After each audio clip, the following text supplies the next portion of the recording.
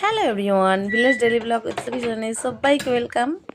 আজকে তো খুব ভোর থেকে বৃষ্টি হচ্ছে, আর বৃষ্টি হয়ে এই সবেমাত্র রোদ উঠলো। রোদ্দু দেখে আমি তো আর থাকতে পারলাম না, ছাদের মধ্যে সমস্ত জামা কাপড়গুলো মেলে দিয়েছি, কারণ জানি না কতক্ষণ ঠিক থাকবে রোদটা। তাই দেরি না করে তাড়াতাড়ি জামা কাপড়গুলো ছাদে মিলে দিলাম। আর তার সঙ্গে দেখো, আমার তো মাম্মাম সবসময় আমার সঙ্গে থাকে, তাই ওর পুতুলটাও এখানে রেখে গেছে। আর দেখো, বাড়িতে এসে দেখছি যে এই কাঠের দরজাটা সব সময় আটকে যাচ্ছে, কারণ প্রচুর বৃষ্টি হচ্ছে। বৃষ্টির জন্য জানো তো, দরজাগুলো একটু হচ্ছে যে বেড়ে যায়, আর বেড়ে গেলে দেওয়া যায় না ভালো করে। তাই এটা দেখছিলাম ঠিকঠাকভাবে দেওয়া যাচ্ছে কিনা।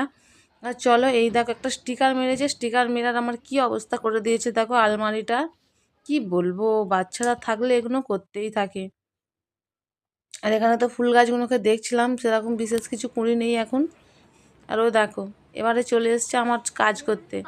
এবারে জামা কাপড়গুলো শুকনো হয়ে গেছে, আমাকে বলছে থামো, আমি সব করে দেবো।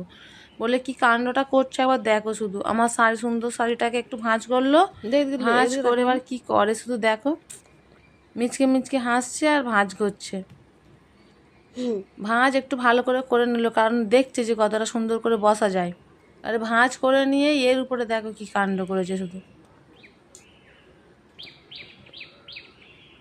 দেখলেন আপনারা কি কাণ্ড করলো।